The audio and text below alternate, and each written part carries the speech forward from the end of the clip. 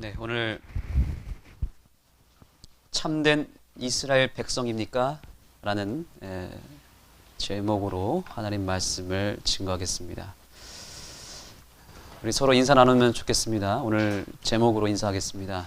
옆 사람에게 참된 이스라엘 백성이 맞습니까? 이렇게 물어보시기 바랍니다. 대답도 해주시기 바랍니다. 참된 이스라엘 백성이 맞습니까?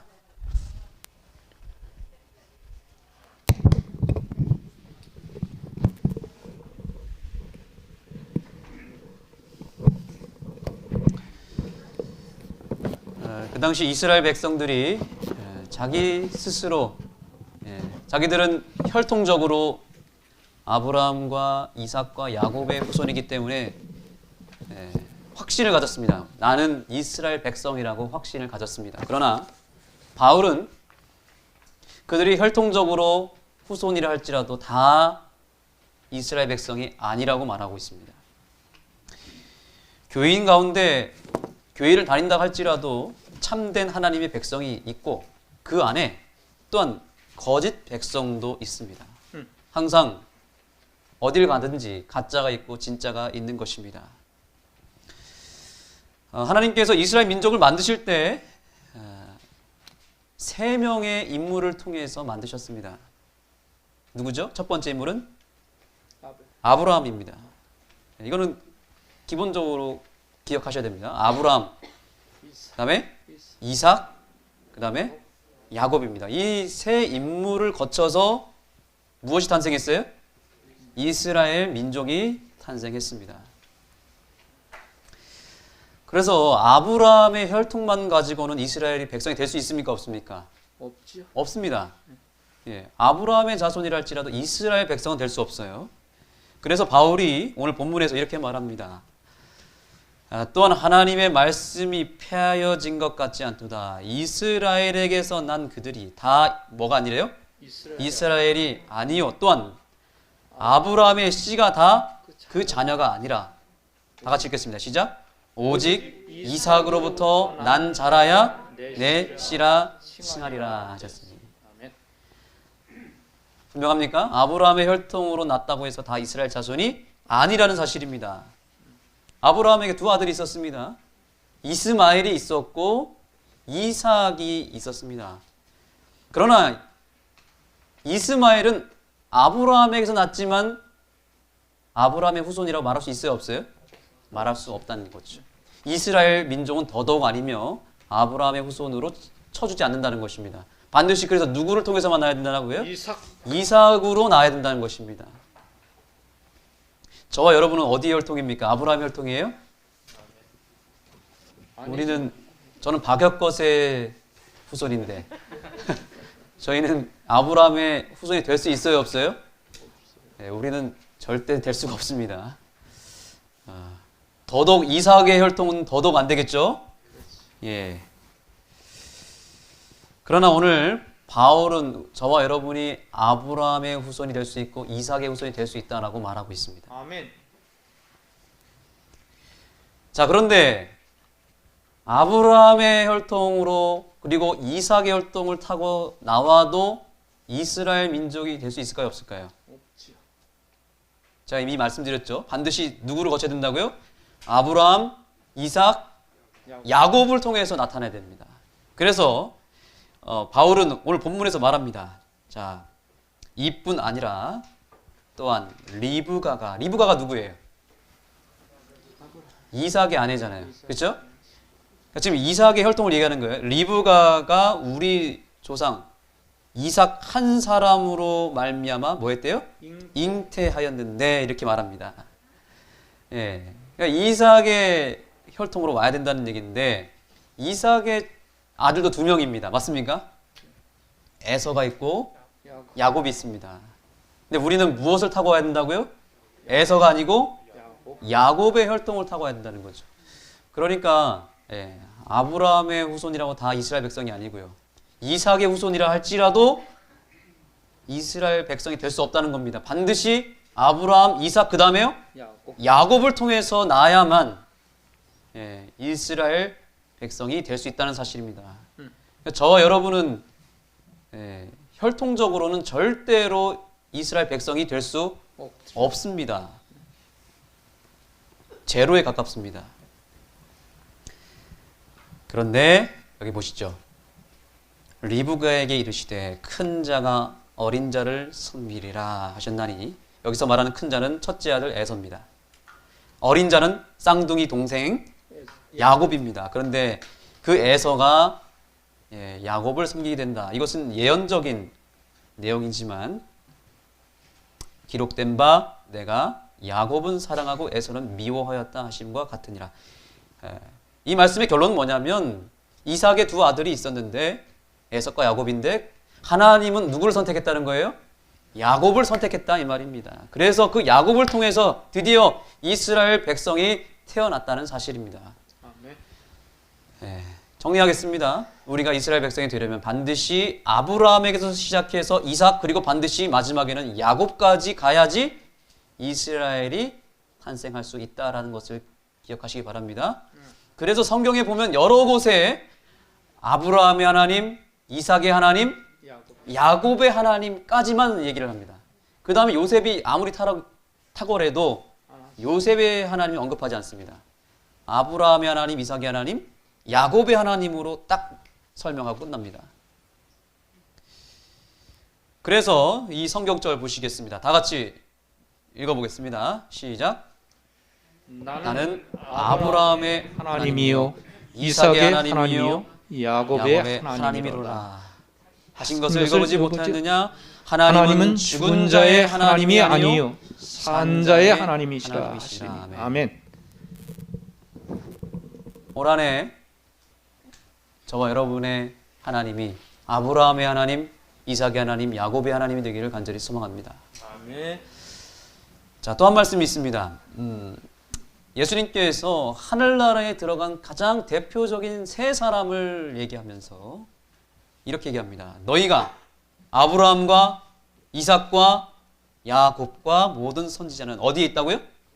하나님 나라에 있고, 이렇게 얘기합니다. 아브라함, 이삭, 야곱, 이 세 사람이 하늘나라에 들어간 대표적인 사람이라 이 말입니다. 이스라엘 민족을 얘기하는 겁니다. 영적 이스라엘 백성.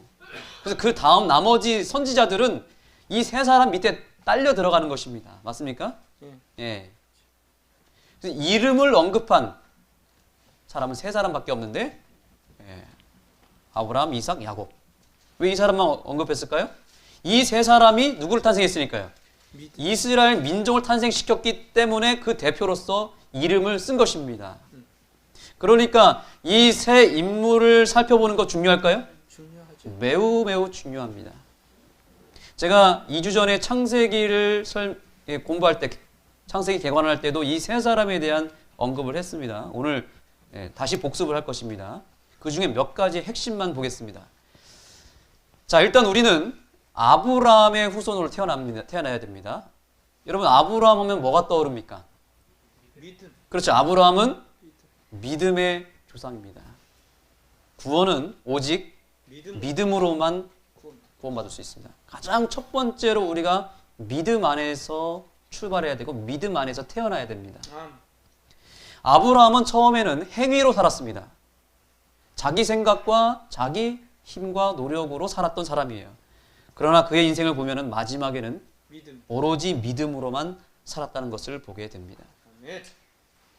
자, 그에게 두 자녀가 있었습니다. 말씀드린 대로 이스마엘이 있었고, 그 다음에요? 이삭이 있었습니다. 그런데 바울은 이렇게 얘기합니다. 곧 육신의 자녀가 하나님 자녀가 아니라, 여기서 말하는 육신의 자녀는 누굴 상징하냐면 이스마엘입니다. 오직 약속의 자녀가 씨로 여김을 받느니라. 여기서 말하는 약속의 자녀가 바로 이삭입니다. 그래서 이 육신의 자녀, 약속의 자녀, 이 두 가지는 아브라함의 두 가지 믿음을 상징하는 것입니다. 왜 이스마엘은 육신의 자녀고 똑같은 아들인데 왜 이삭은 약속의 자녀이며 영적인 자녀입니까? 그 배경을 우리는 오늘 알아야 되겠습니다. 아브라함이 75세 때에 하나님이 찾아오셨습니다. 그리고 아들을 주시겠다라고 말했습니다. 그런데 그로부터 무려 8년이나 지났지만 아들이 생겼어요? 안 생겼어요? 안 생겼습니다.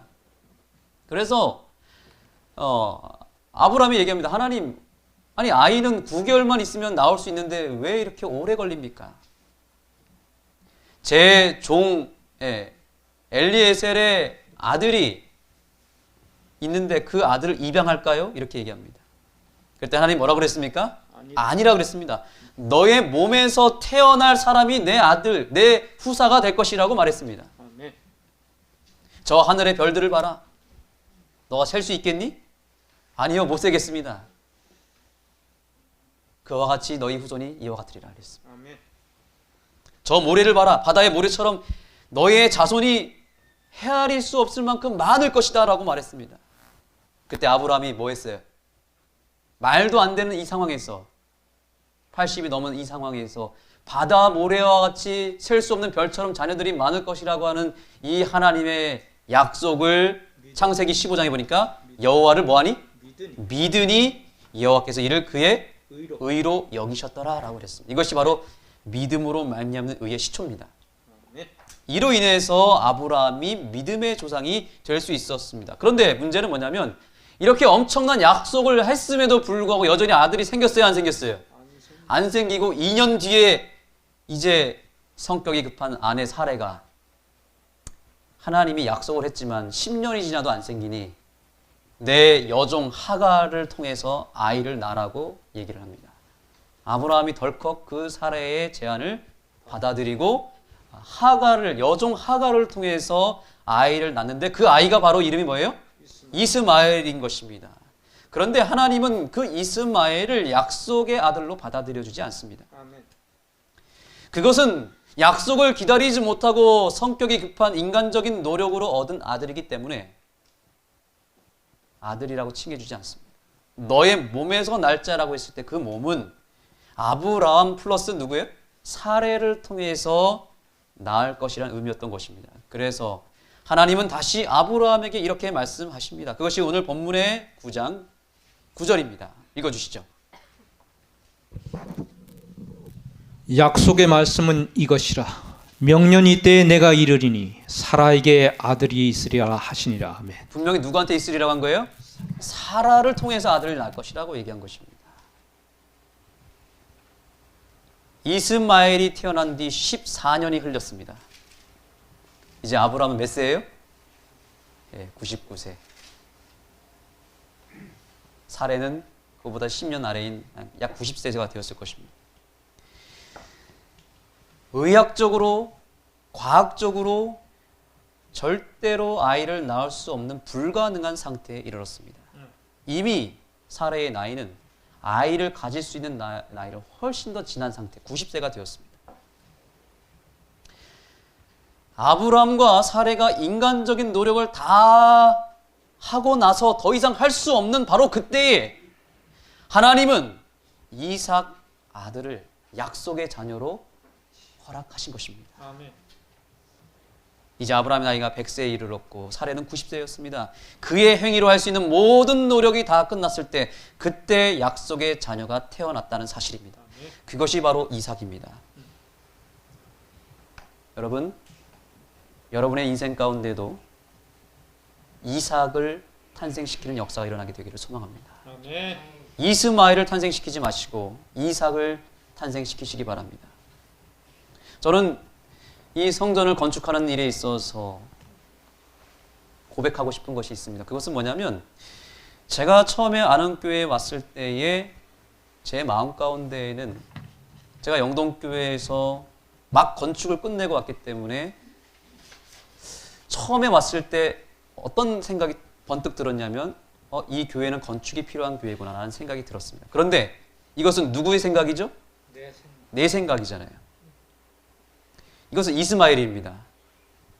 근데 하나님께 감사한 것은 그때 그 생각을 내려놓게 하셨습니다.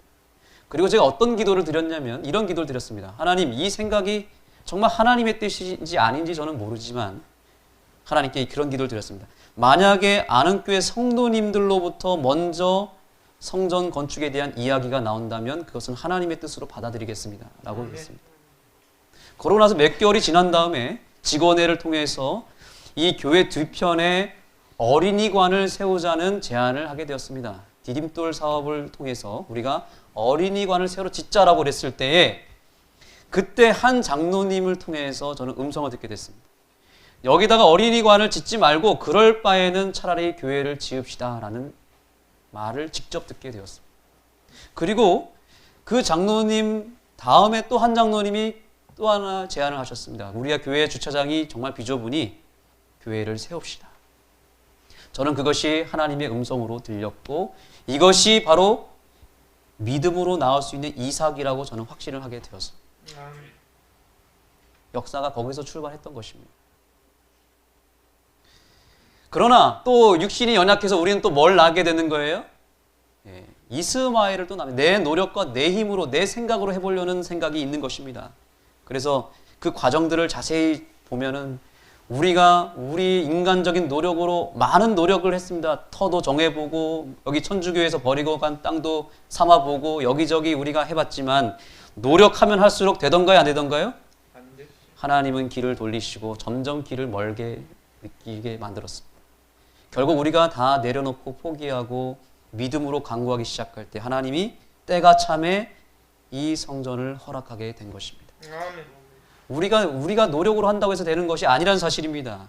하나님을 전적으로 믿고 내가 인간적인 노력을 할 수 있는 모든 것들을 내려놓고 오로지 믿음 하나만을 가지고 나아갈 때 하나님은 역사를 허락하신다는 사실입니다. 제 아이 지우가 있습니다. 저는 지우를 믿음으로 키우고 싶어서 성경을 읽게 만들고 기도하게 만들고 아침에 예배 때 떠들면 제가 제 힘으로 눌러서 예배를 드리게 하는 제 모습을 보게 되었습니다. 그럴 때마다 지우는 저항하고 더 말을 안 듣더라고요. 그런데 제가 몇 주 전에 놀라운 장면을 발견했습니다. 금요일 저녁이었습니다. 한 번도 그런 적이 없었는데 지우가 작은 방에 들어가서 혼자 성경을 읽고 있는 장면을 보게 됐습니다. 깜짝 놀랐습니다. 제가 시키지도 않았습니다. 저는 포기했습니다. 안 되나 보다 생각했습니다. 때가 되면 되겠지. 그런데 너 엄마가 시켰니? 아니래요. 근데 왜 성경을 보니? 근데 성경이 갑자기 보고 싶었대. 7살짜리밖에 되지 않은 아이가 안식일에 성경을 펼쳐서 보는 것입니다. 이게 뭐예요? 이게 이삭이에요. 이삭. 제가 제 힘으로 제 권위로 아버지의 권위로 억눌러서 쥐어 짜내면서 하려고 했을 때는 안 되더니 제가 포기하고 내려놓으니까 바뀌는 거예요. 아멘. 여러분의 삶에 이러한 작은 이삭의 열매가 나타나게 되기를 간절히 소망합니다. 아멘. 내 힘으로 하면 안 된다고요.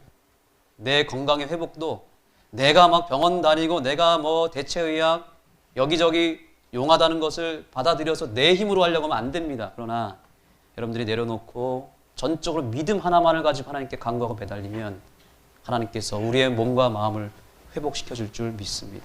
아멘. 약 먹는다고 되는 게 아니더라고요. 그것도 필요하지만 내 노력이 가해지기 전에 이스마엘을 낳기 전에 여러분 이삭을 낳게 되기를 간절히 소망합니다. 아멘. 왜 하나님은 아브라함과 약속을 25년 동안이나 기다리게 하셨을까요? 왜 하나님은 사레가 사람으로서 아이를 가질 수 없는 지경까지 기다리게 하셨을까요? 왜냐하면 약속은 오직 무엇을 통해서만? 믿음을 통해서만 받을 수 있다는 사실을 보여주기 위해서 그랬던 것입니다. 아멘. 이로써 아브라함은 이삭을 낳음으로 말미암아 믿음의 조상이 될 수 있었습니다. 이삭은 인간의 힘으로 태어난 게 아닙니다. 전적으로 하나님의 약속에 근거하여 하나님의 도우심과 능력을 힘입어서 위로부터 태어난 사람입니다. 어디로부터 태어났다고요? 위로부터 태어난 사람을 대표하는 사람이 누구라고요? 이삭입니다. 그래서 이 사실을 아셨던 예수님께서는 니고데모에게 뭐라고 얘기했냐면 이렇게 얘기합니다. 자 보시죠. 육으로 난 것은 뭐고요? 육이요. 성령으로 난 것은 영이니. 하나님 나라에 들어갈 백성들은 육으로 나면 안 되고 반드시 성령으로 나야 된다고 말씀하고 있는 것입니다. 여기서 육으로 난 것은 육이니 이게 뭐예요? 이스마엘이에요. 육으로 난 자녀는 이스마엘이고 영으로 성령으로 태어난 사람은 뭐라고요? 영인이 곧 이삭입니다. 말씀드렸죠? 같은 교회를 다녀도 진짜가 있고 가짜가 있다고요. 같은 교회, 같은 하나님을 믿고 같은 성경을 읽지만 우리 안에도 이스마엘이 있고 이삭이 있다고요. 여러분들에게 질문 던지겠습니다. 여러분들은 육신의 자녀입니까? 아니면 약속의 자녀입니까? 육의 사람입니까? 아니면 영의 사람입니까? 아무리 내가 혈통적으로 아브라함의 후손으로 태어났다 할지라도 나는 하나님의 자녀가 아닙니다. 교회를 아무리 다니고 내가 모태신앙을 하고 삼육학교를 나온다 할지라도 여전히 내가 육으로 태어난 존재로 있다면, 다시 말하면 거듭나지 못했다면 하나님 나라에 들어갈 수 없다는 사실입니다. 반드시 영으로 태어나시기 바랍니다. 우리는 처음에 다 육으로 태어납니다. 육신의 자녀로, 육신의 부모로부터 육신으로 태어납니다. 그런데 하나님 오늘 우리에게 다시 말합니다. 너희가 거듭나야 된다. 다시 태어난다. 위로부터 태어나야 된다고 말하고 있습니다. 여러분, 이삭으로 다시 거듭나게 되기를 간절히 소망합니다. 영의 자녀가 되셔야 합니다. 그래서 정리하자면 이삭은 행위가 아닌 믿음으로 거듭난 인생을 상징합니다. 내 노력으로 만들어진 모든 산물은 다 이스마엘이지만 이삭은 오직 믿음으로 나타난 열매를 다 가르쳐서 이삭이라고 말한다는 사실입니다. 이것을 가르쳐서 믿음으로 말미암는 의라고 말하는 것입니다. 그러니까 바울이 너희들이 아무리 혈통적으로 아브라함의 자손, 이삭의 자손으로 태어난다 할지라도 너희들이 믿음으로 말미암아 거듭나지 않으면 아무 소용이 없다라는 것을 알려주고 있는 것입니다. 아브라함에서부터 이삭까지는 뭐냐면 그래서 칭의예요. 칭의. 칭의를 경험하라는 것입니다. 믿음으로 말미암아 거듭나라는 것입니다. 여러분 다 이삭이 되셨습니까? 약속으로 말미암아 새롭게 태어난 올 한 해가 되기를 간절히 소망합니다. 아직 내가 온전히 믿음으로 하나님을 믿고 거듭나지 아니하고 여전히 내 행위를 의존하면서 행위 중심적인 구원을 추구하고 있다면 이제 그 율법주의적인 신앙을 버리시고 온전히 믿음으로만 구원받으시고 믿음으로 하늘의 상급을 받고 하늘의 백성이 되는 이삭이 되기를 간절히 축복합니다. 자, 우리가 이삭까지 왔습니다. 그러나 이삭으로만 태어나면 된다고 했어요? 안 된다고 그랬어요? 안 된다고. 이삭에서 이제 어디로 가야 되죠? 야곱으로 가야 됩니다. 그러면 우리가 이삭으로부터 야곱까지 가려면 어떻게 될까요? 그 다음 이제 바울이 말하고 있습니다. 자, 이제 보겠습니다. 로마서 9장 11절. 그 자식들이 아직 나지도 아니하고 무슨 선이나 악을 행하지 아니한 때에 택하심을 따라 되는 하나님의 뜻의 행위로 말미암지 않고 오직 부르시는 이에게 말미암아 서게 하려 하사. 이 말이 뭐냐면 지금 야곱과 에서를 말하고 있는 것입니다. 이 둘이 아직 태어나지도 않았어요. 아직 누가 선하고 누가 악하고 이런 게 아닙니다. 그런데 선택은 누가 받았어요? 야곱이 받았습니다. 야곱은 하나님이 사랑했고 하나님이 그를 선택했습니다. 그래서 드디어 12장 13절 아까 말씀드린 말씀입니다. 리브가에게 이르시되 큰 자가 어린 자를 섬기리라. 기록된 바 내가 야곱은 사랑하고 에서는 미워하였다 함과 같으니라. 자, 이삭의 두 아들 에서가 있고 야곱이 있습니다. 자, 이삭의 아들로 태어났다 할지라도 에서가 있고요, 야곱이 있다는 것입니다. 두 종류로 또 갈라집니다. 아까 아브라함에서 이스마엘이 나오고 이삭이 나왔던 것처럼 이제 이삭으로 나아갔을 때 이삭에서 또 두 부류 갈라지는 겁니다. 예, 에서가 있고 야곱이 있습니다. 그럼 에서는 뭐고 야곱은 뭘까요? 에서는 장자권을 받았습니다. 그럼에도 불구하고 거기에 관심이 있었어요, 없었어요? 관심이 없었습니다. 그래서 팥죽 한 그릇에 그 영적인 장자권을 야곱에게 팔아 넘깁니다. 반대로 야곱은 똑같이 이삭의 아들이었지만 무엇에 관심이 있었냐면 영적인 것에 관심이 있었다는 사실입니다. 여러분, 이 사실은 매우 중요합니다. 우리가 믿음으로 말미암아 침례를 받고 이삭으로 태어나는 거듭남을 경험했다 할지라도 어떤 사람은 영적인 것에 관심이 있어요. 그러나 어떤 사람은 영적인 것에 전혀 관심이 없습니다. 두 부류가 갈라지는 겁니다. 침례 받고 교회 생활하는 거 잘 보시면 어떤 사람은 말씀에 관심이 있고 기도에 관심이 있고 영적인 것 하늘에 관심을 두지만 어떤 사람은 땅의 것에 관심을 둡니다. 그저 이 땅에서 잘 먹고 잘 살면서 하나님께로부터 복만 잘 받으면 된다 생각하고 기복신앙을 한다는 것입니다. 여러분은 에서의 신앙을 하고 계십니까? 아니면 야곱의 신앙을 하고 계십니까? 올 한 해 우리는 에서의 신앙을 확실하게 벗어 던지게 되기를 간절히 소망합니다. 이 땅의 것에 관심을 두지 마시고 야곱처럼 하늘의 장자권에 관심을 두시고 하늘을 그리워하시고 하늘의 것을 붙잡기 위해서 먼저 내 삶의 우선순위를 그곳에 두게 되기를 간절히 소망합니다. 이것이 바로 야곱의 혈통으로 나아가는 길인 것입니다. 그러나 침례를 받고 에서가 된 사람들이 많이 있습니다. 여전히 세상을 사랑하고 세상의 것을 더 추구함으로 말미암아 결국 에서처럼 아버지 곁을 떠나는 경우가 있다는 사실입니다.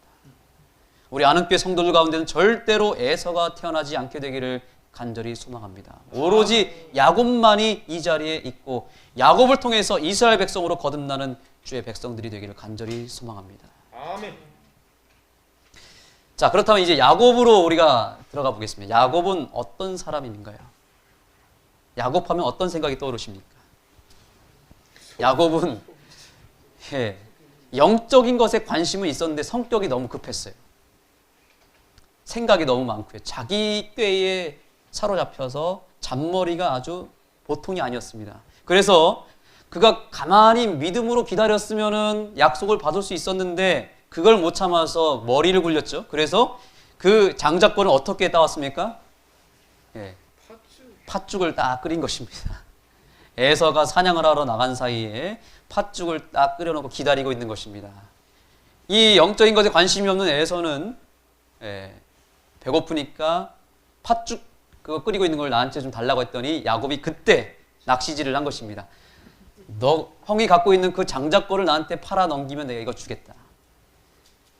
여전히 이 땅에 관심이 있고 육에 관심이 있는 에서는 그 팥죽이 먼저 귀했기 때문에 그거를 영적인 장자권과 바꿔치기를 해버립니다. 그래서 야곱이 그거를 얻어낸 것입니다. 그러나 이것은 인간적인 방법입니다. 자기 생각과 자기 꾀로 얻은 것입니다. 속인 것입니다. 그로 인해서 야곱은 쫓겨나게 됩니다. 도망가게 됩니다. 그리고 그 영적인 축복을 받을 때에도 이삭이 이제 죽기 직전에 장자에게 축복을 하려고 할 때 어떻게 했죠? 잘 아시는 대로 에서를 향해서 이삭이 너가 가서 사냥을 해서 맛있는 별미를 만들어 오라고 한 사이에 야곱이 엄마 리브가를 통해서 그 소식을 듣고 몸에다가 뭘 붙였어요? 염소털을 붙이기 시작했습니다. 그리고 목소리를 흉내를 내서 형 에서의 목소리를 내려고 노력을 했지만 이미 거의 들통이 났습니다. 그러나 이삭이 에서 대신에 야곱에게 축복을 합니다. 이렇게 이삭의 인생은 남을 속이고 자기 머리를 의지해서 자기 생각으로 모든 것들을 진행하는 그런 자기 자아가 아주 강했던 사람이었습니다. 이 야곱이 이제 이스라엘이라는 이름을 새롭게 받는 시점은 어디냐면 바로 야복강이라고 하는 강입니다. 어디라고요? 거기서 이제 누구를 만나게 되냐면 여호와의 사자를 만나게 됩니다. 자, 세월이 많이 흘러서 야곱이 두 아내를 얻어서 12아들을 거느리게 됩니다. 그리고 재산도 어느 정도 생기게 되었습니다. 그런데 무슨 소문이 들렸냐면 자기 형 에서가 야곱 자기를 죽이려고 온다고 하는 소문을 듣게 됩니다. 왜냐하면 아직 아버지 이삭이 죽진 않았는데 장자권을 뺏어갔기 때문에 아버지의 재산이 누구한테 갈 것 같아요? 야곱한테 갈 것 같으니까 에서가 화가 나는 것입니다. 굉장히 신경이 거슬리기 때문에 이 야곱을 죽여야겠다는 생각이 들었던 거예요. 그래서 군대를 이끌고 이제 야곱에게 다가오기 시작합니다. 이때 야곱이 또 꾀를 씁니다. 무리를 나눴어요. 재산도 나누고 자녀들도 나눠가지고 두 무리를 나눈 다음에 에서가 와가지고 이쪽을 치면 이쪽을 피해서 여기로 도망가려고 했던 것입니다. 두 개로 나눈 상태에서 기다리고 있는 것입니다. 근데 한 밤에 이제 에서 형이 이제 곧 다가왔고 밤에 이제 긴장 가운데 두려움 가운데 있는데 밤에 누가 찾아왔습니다. 야곱은 그게 에서 형인 줄 알았어요. 그래서 정말 죽기 살기로 거기서 사투를 벌이기 시작합니다. 사투를 벌이다 보니까 이게 형은 아닌 것 같고 형이 보낸 군사도 아닌 것 같고 이게 뭐지? 하면서 막 싸우는데 알고 봤더니 하나님의 사자였던 것입니다. 그래서 씨름을 밤새도록 씨름을 하는데 이 사자가 이제 새벽이 다 했을 때 어떻게 했습니까? 환도뼈를 내려칩니다. 그때 환도뼈가 부러집니다. 그런데 좀 이상하지 않습니까? 처음 만나자마자 후려쳤어도 됐는데 왜 밤새도록 싸우게 만들었을까요? 왜 밤새도록 씨름했을까요? 처음에는 자기 힘으로 막 씨름을 하다가 밤이 되니까 이제 땀이 흠뻑 젖어 있고 힘이 빠지기 시작합니다. 더 이상 야곱은 힘이 없습니다. 그러나 붙잡았습니다. 이 붙잡는 건 누구의 힘이죠? 육신의 힘이 아니라 마음으로 잡고 있는 것입니다. 마음으로 이 하나님의 사자를 붙잡으면서 기도하는 것입니다. 하나님, 만약에 저에게 지금 축복하지 않고 저를 구해주지 않으면 저는 이제 죽습니다. 저는 의지할 것이 없습니다. 저를 살려주셔야 됩니다. 매달리면서 그 여호와의 사자를 의지하기 시작합니다. 마음으로 붙잡기 시작합니다. 그때 여호와의 사자가 환도뼈를 부러뜨립니다.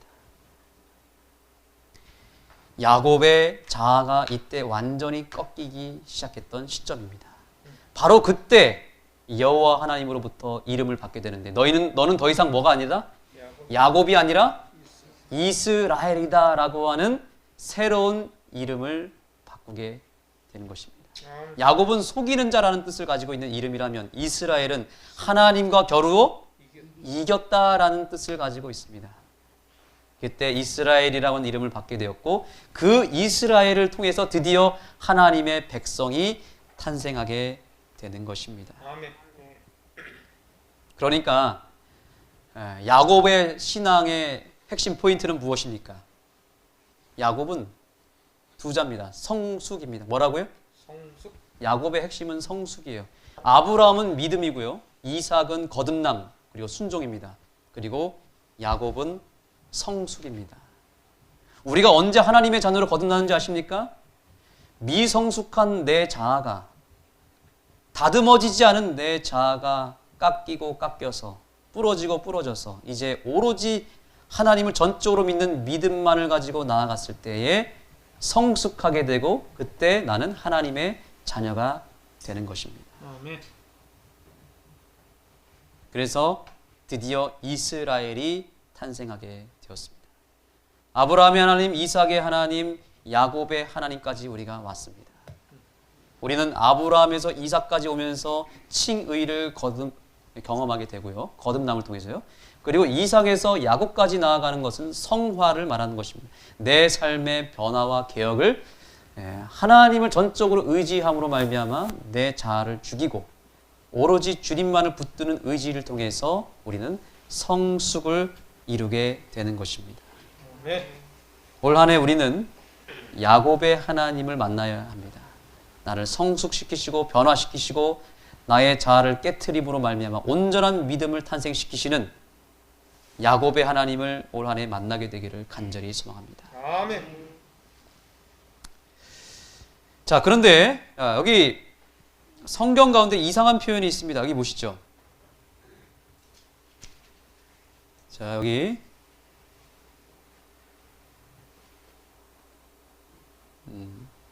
네, 여기 있습니다. 리브가에게 이르시되 큰 자가 어린 자를 섬기를 하셨다니 여기까지 이해가 됩니다. 그런데 기록된 바 내가 야곱은 사랑하고 에서는 뭐한대요? 미워한다라고 말하고 있습니다. 이 말이 무슨 말이죠? 좀 태도가 이상하지 않습니까? 하나님은 공평한 하나님이신데 왜 야곱은 사랑하시고 에서는 미워한다 그랬을까요? 야곱이 더 믿음이 좋아서일까요? 아니면 에서가 더 악했기 때문일까요? 여기서 우리가 한 가지 사실을 알아야 됩니다. 바로 이것입니다. 자, 15절, 오늘의 본문 15절을 보시겠습니다.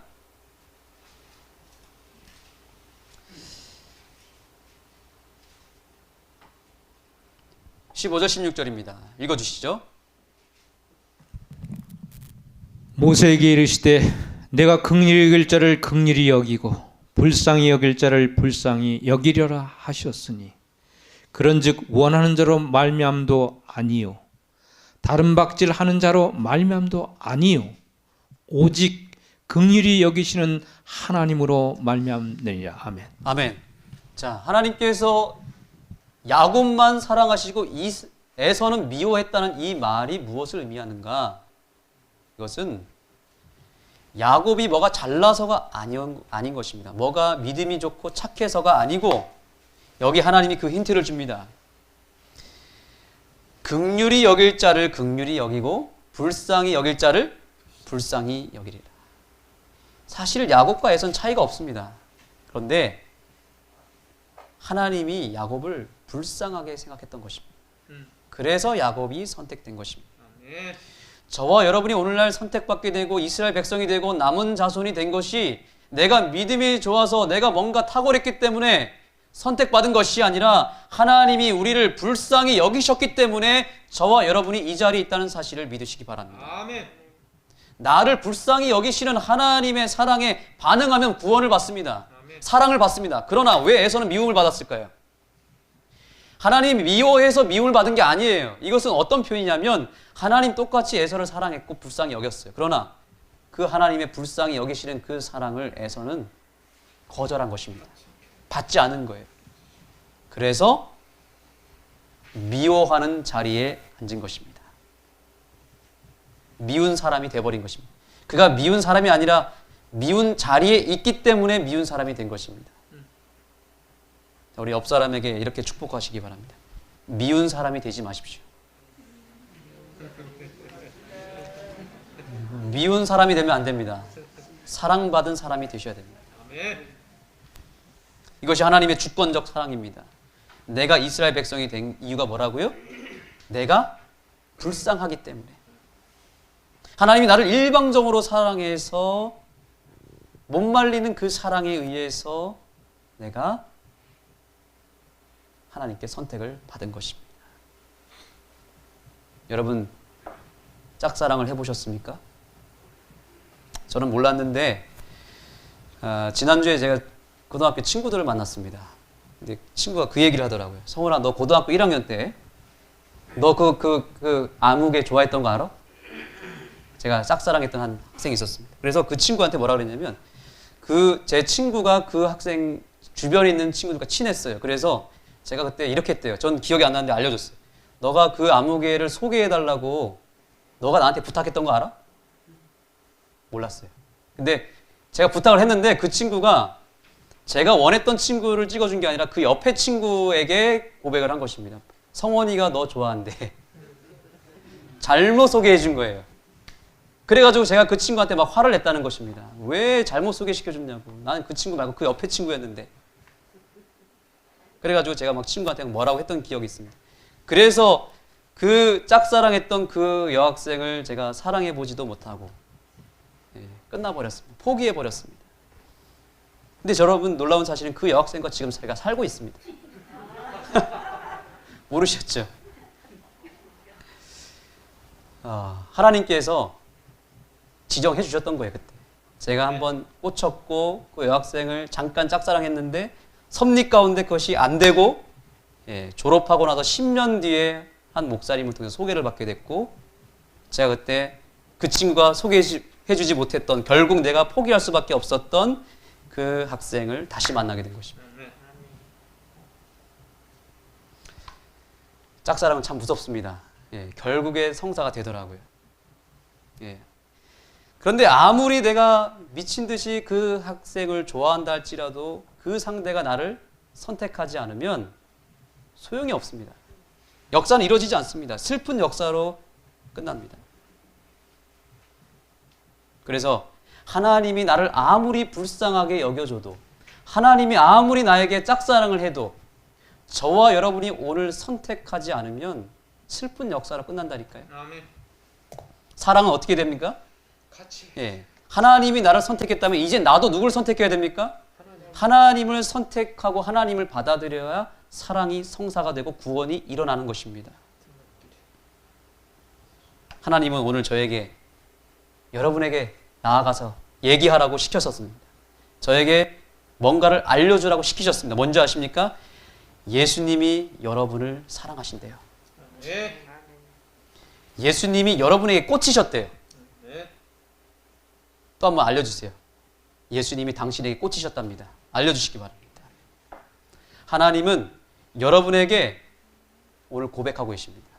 내가 너를 엄청나게 좋아한다. 이 불쌍히 여기셨단 말이 그 말이에요. 이 말이 뭐냐면 내가 너에게 꽂혔다 이거예요. 난 너를 짝사랑하고 있어.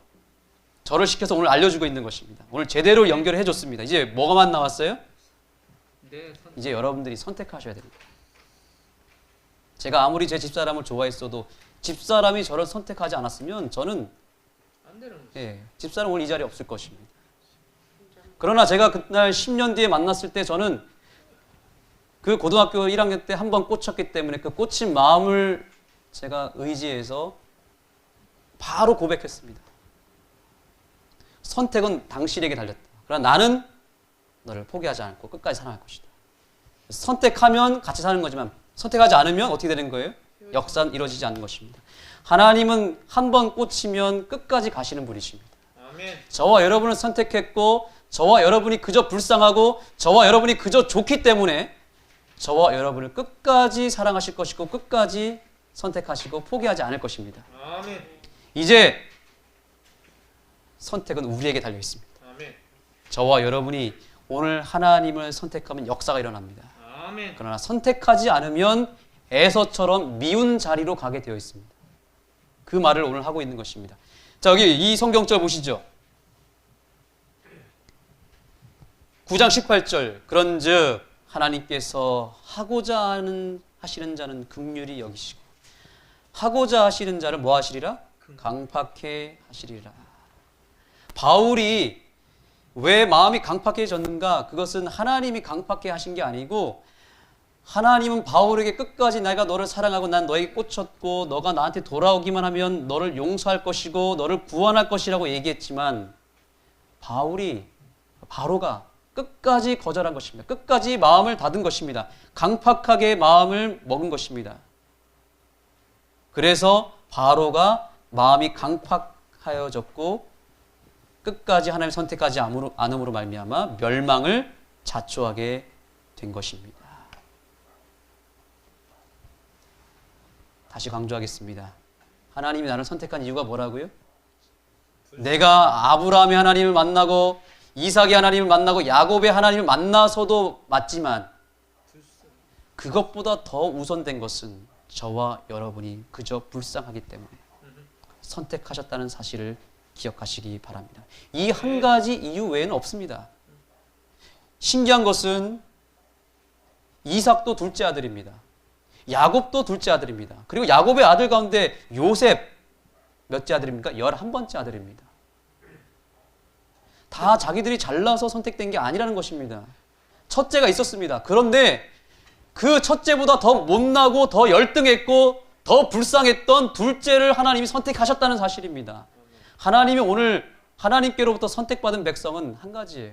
하나님이 불쌍히 여기실 때 그 불쌍하게 여기는 그 하나님의 마음을 깨닫고 하나님의 사랑을 내가 선택하면 내가 오늘 야곱이 될 수 있고 이삭이 될 수 있다는 사실입니다.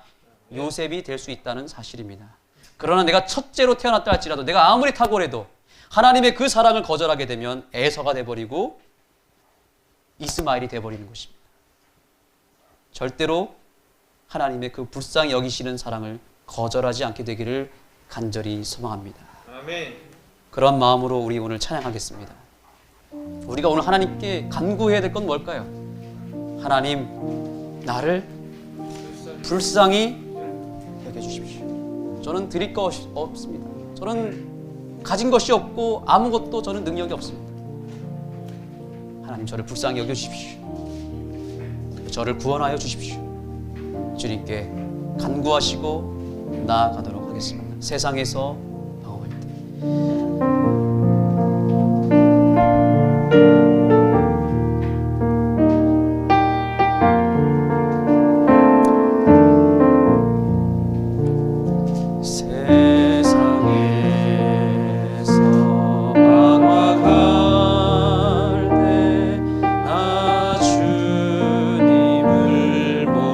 네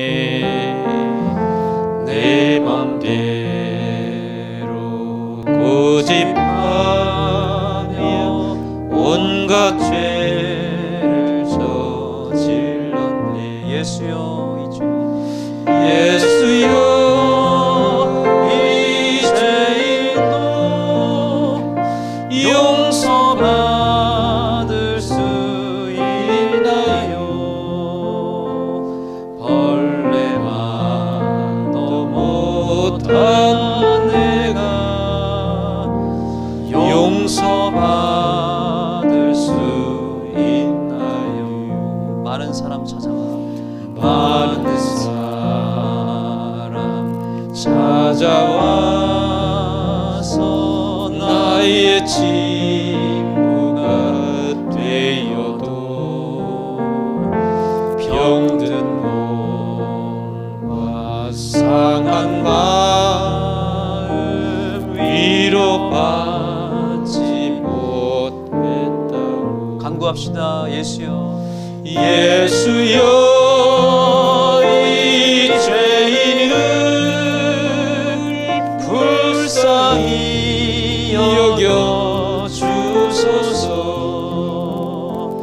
의지할 것 없는 이 몸 위로받기 원합니다. 한 번 더. 예수여, 예수여, 이 죄인을 불쌍히 여겨 주소서. 의지할 것 없는 이 몸 위로받기 원합니다. 이제 눈을 감고 기도하시겠습니다. 오늘 주님께 간구할 것은 한 가지입니다. 예수여, 이 죄인, 이 야곱 같고 이삭 같은 이 부족한 죄인을 불쌍히 여겨 주소서. 간구하시고 주님께 매달리시고 오늘 하나님께 받은 약속을 믿음으로 받아서 약속의 자녀로 거듭나고 태어나게 되기를 간절히 소망합니다. 간구하시겠습니다.